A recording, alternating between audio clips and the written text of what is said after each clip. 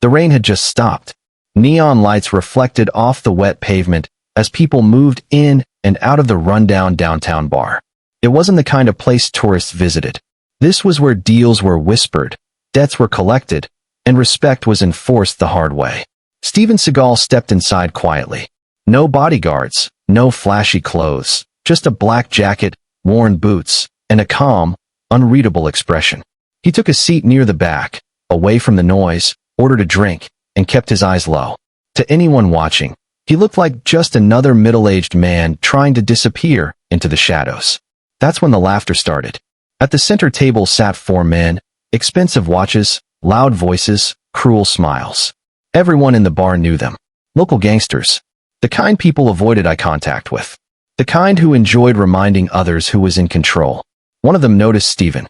He nudged the man beside him and smirked. "Hey, look at this guy," he said loudly. Steven didn't react. The gangster stood up slowly, walked over, and looked Steven up and down with open disgust. "You lost, old man," he sneered. "This isn't shelter." A few people chuckled nervously. No one spoke up. Steven calmly lifted his glass and took a sip. That calm only irritated them more. Another gangster joined in, grabbing a chair and sitting backwards in front of Steven. "You deaf or just stupid?" Steven finally looked up. His eyes were calm. Too calm. "I'm just here for a drink," he said quietly. That was the wrong answer. The first gangster slapped the glass out of Steven's hand. It shattered on the floor. The bar went silent. "You don't talk unless we say you can." The man snapped. "You don't sit where you want. You sit where you're allowed." Steven glanced down at the broken glass, then back up, still calm. That's when the leader arrived, bigger than the rest. Cold rise. No shouting to authority. He stood behind Steven and spoke softly, almost kindly. "You know what I hate? Men who think they're invisible." He leaned closer. "This is our place. Our city. Our rules." Steven slowly stood up. For a brief second, the gangsters thought he was about to apologize. Instead, he straightened his jacket and said something that made the leader pause. "You should let this go." The leader laughed. A sharp, cruel laugh. "And what happens if I don't?" Steven looked around the room at the frightened bartender, the frozen crowd, the exits. Then he met the gangster's eyes again. "Then you're going to regret tonight." The gangsters burst out laughing. None of them had any idea. They weren't humiliating a nobody. They were standing inches away from a man who had survived things far worse than them. And what happened next would change every life in that room forever. The laughter didn't stop. In fact, it grew louder. The gangsters that surrounded Steven now, 5 of them, maybe 6, forming a loose circle as if it were a game. A cruel one, their leader, a thick-necked man with gold rings on every finger. Stepped closer until he was almost chest-to-chest with him. "You hear that?" The man sneered. "Nobody talks to you like that." And walks away. Steven didn't respond. He simply stood there calm, almost detached. His eyes moved slowly from face to face, not in fear, but as if he were counting something, measuring distance. Timing. Wait. The leader mistook the silence for weakness. Big mistake. One of the gangsters shoved Steven's shoulder hard. "Hey, I'm talking to you, old man." Steven took half a step back to keep his balance. Not because he was hurt, but because he chose to. The crowd nearby gasped softly. Phones were already coming out. People sensed something ugly was about to happen. The leader laughed again. "Look at him," he said to his crew. "Can barely stand." He reached out and flicked Steven's jacket with 2 fingers. "Nice coat. Bet you stole it." Steven finally spoke. "Step back." His voice was low, calm. No anger. No threat. Just a statement. That should have been the end of it. But humiliation was a point. The leader leaned in closer. His breath heavy with alcohol. "Or what?" He whispered loudly enough for everyone to hear. "You going to cry?" One of the gangsters slapped Steven's hat off his head. It hit the ground and rolled. The crowd froze. That moment, that single act changed the air. Steven slowly looked down at the hat on the pavement. He didn't rush. He didn't react. He simply stared at it for a second longer than necessary, as if something inside him had clicked into place. Behind him, a woman whispered, "Someone call the police." Another voice replied, "They are the problem." The leader grinned, sensing total control now. "You see, nobody's coming to save you." He nodded to one of his men. The gangster grabbed Steven by the collar and yanked him forward. "Say sorry," he demanded. "Say it loud." Steven's hands were still at his sides. Relaxed. Too relaxed. Stephen raised his eyes, not to the man holding him, but to the leader. You shouldn't touch people, he said quietly. It leads to consequences. The leader burst out laughing. Listen to this guy. He turned to the crowd. Hey, you all hearing this? More phones lifted. Stephen could feel it now. The shift, the tension tightening like a wire pulled too far. The gangsters were enjoying the spectacle, unaware that they were pushing past a line that once crossed could not be uncrossed. The man gripping Stephen's collar squeezed harder. What consequences? He mocked. Stephen exhaled slowly, a controlled breath. The kind taken by someone who has lived through violence and survived it. You're about to find out, Stephen said. The leader waved his hand dismissively. Enough talk. He stepped back and gave a single nod. That nod wasn't loud, but it was an order, and every gangster around them understood exactly what it meant. The crowd began to back away because something was coming, and nobody, not one of them, realized that the man they were humiliating wasn't trapped in a circle with them. They were trapped in a circle with him. The room felt smaller now, not physically, but emotionally. The music in the club had lowered, almost as if the DJ himself sensed something was wrong. Conversations around the room had faded into murmurs. People were watching without pretending anymore. Phones were out. Eyes were locked. The gangsters had stopped laughing. Not because Seagal had said anything threatening, but because he hadn't. He stood there calmly, hands relaxed at his sides, posture loose, almost casual. No fear, no anger, just stillness. That kind of stillness makes dangerous men uneasy. The man with the scar, clearly the leader, stepped closer.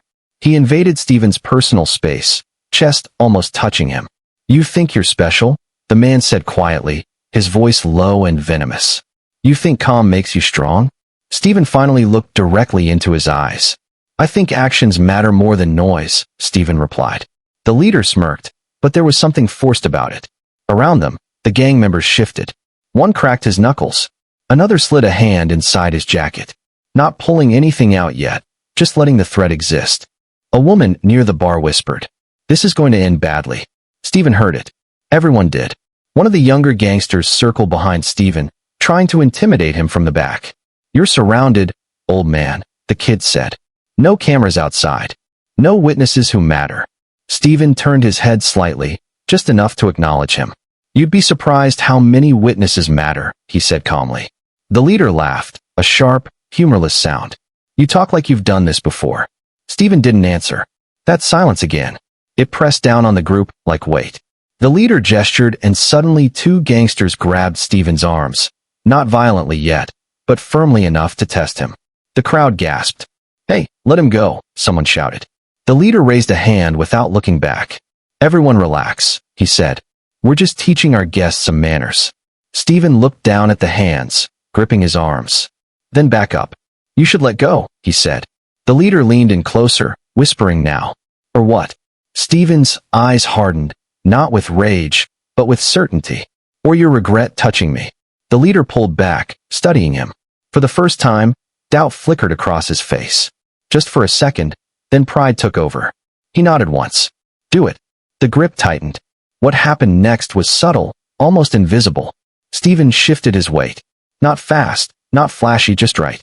In less than a heartbeat, the man holding his left arm cried out, his wrist bent at an unnatural angle.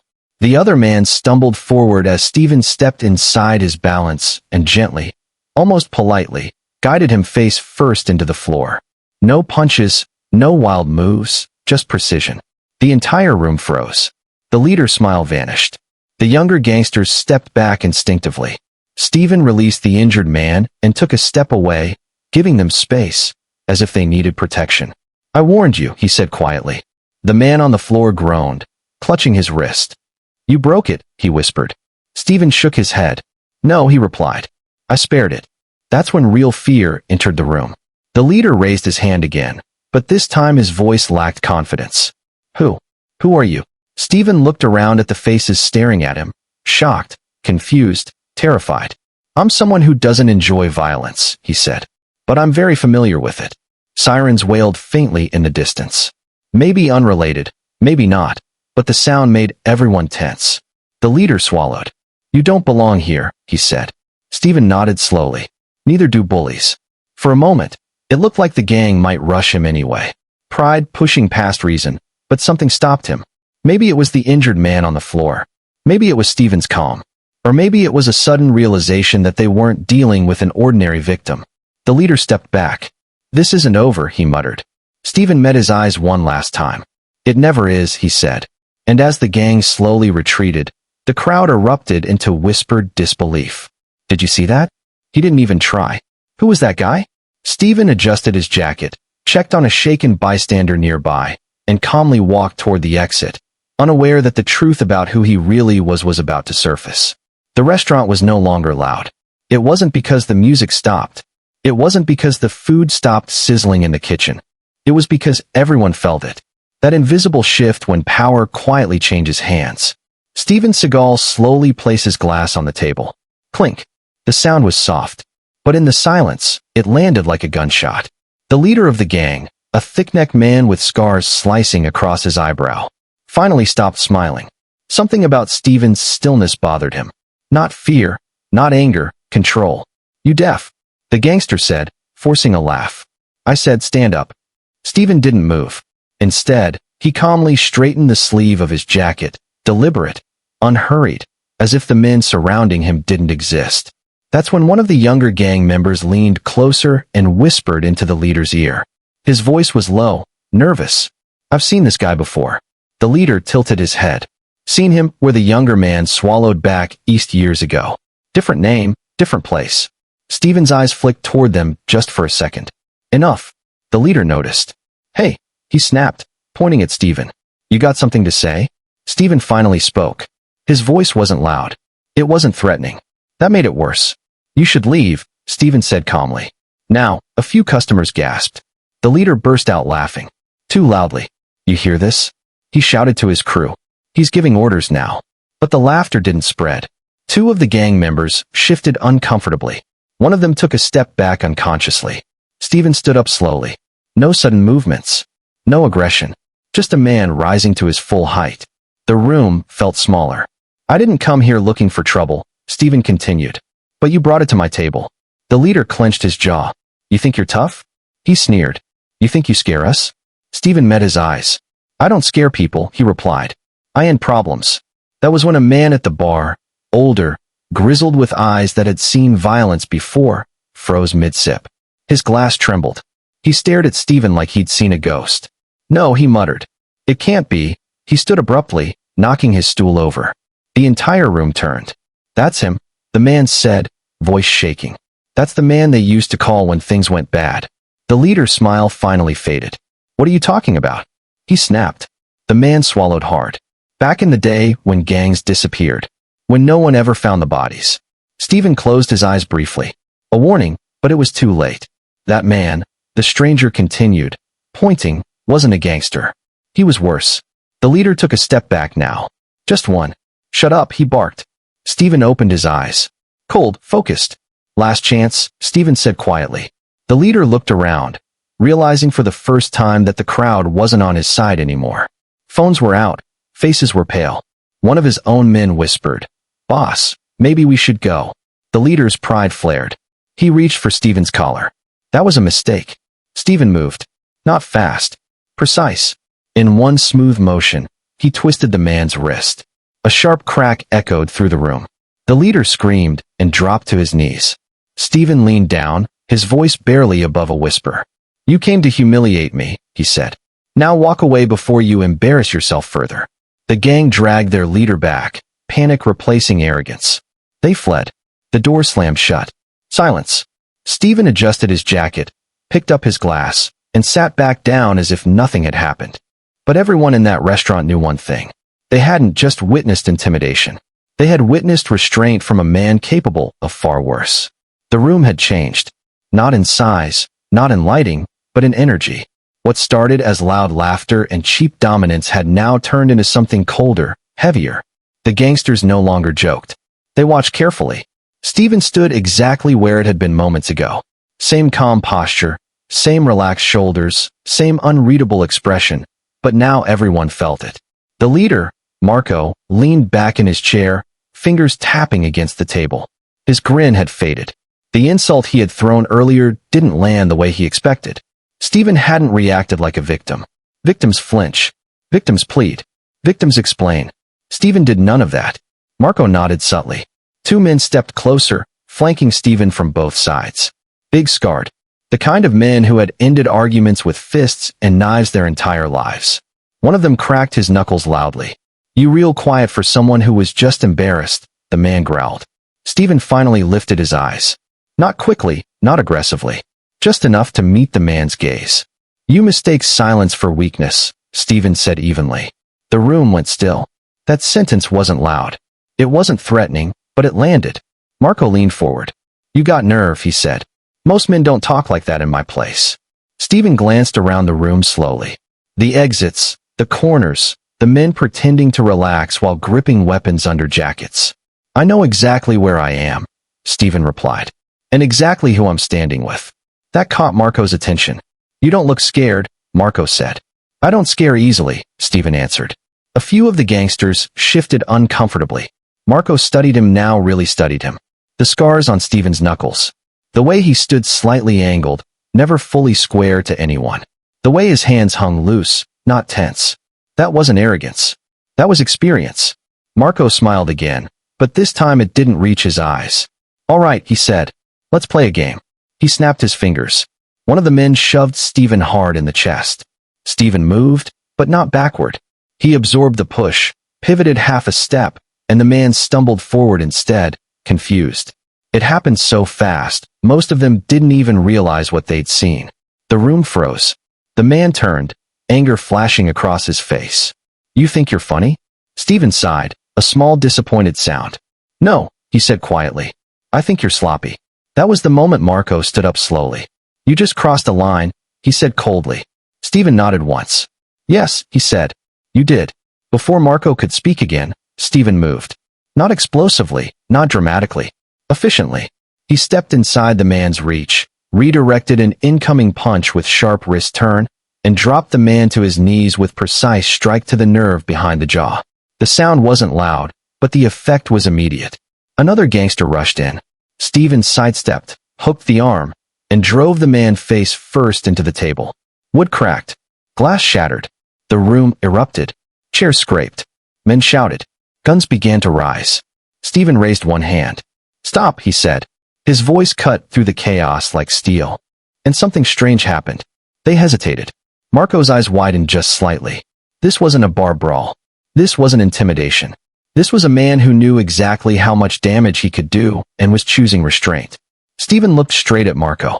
You wanted to humiliate me, he said calmly. To feel powerful. He took a step forward. But power, Stephen continued, is knowing you don't need to prove anything. Marco swallowed. You don't know who you're talking to, Marco said.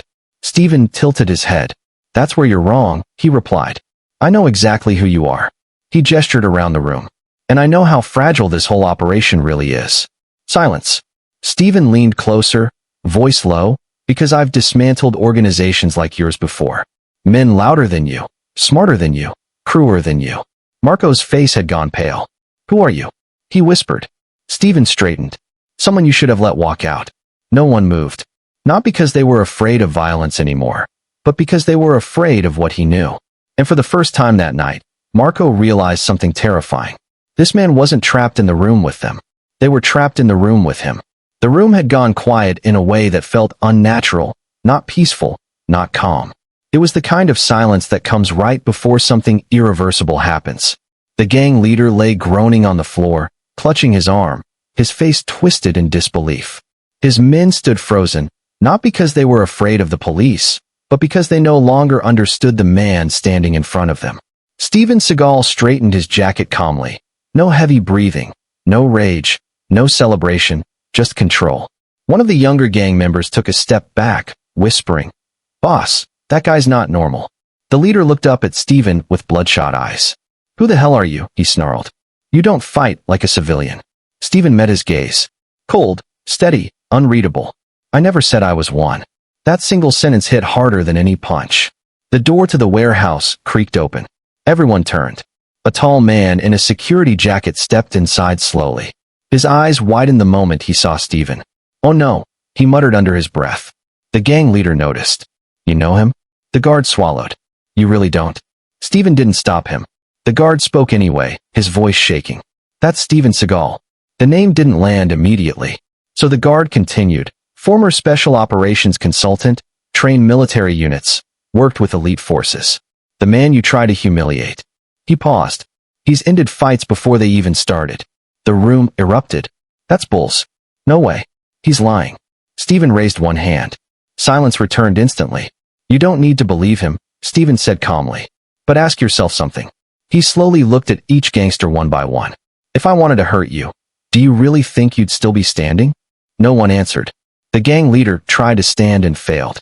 He winced, fear now replacing arrogance. You set this up, he growled. You wanted us to react. Steven nodded slightly. Yes. Why? Steven stepped closer, his voice low but powerful. Because men like you mistake patience for weakness and humility for fear.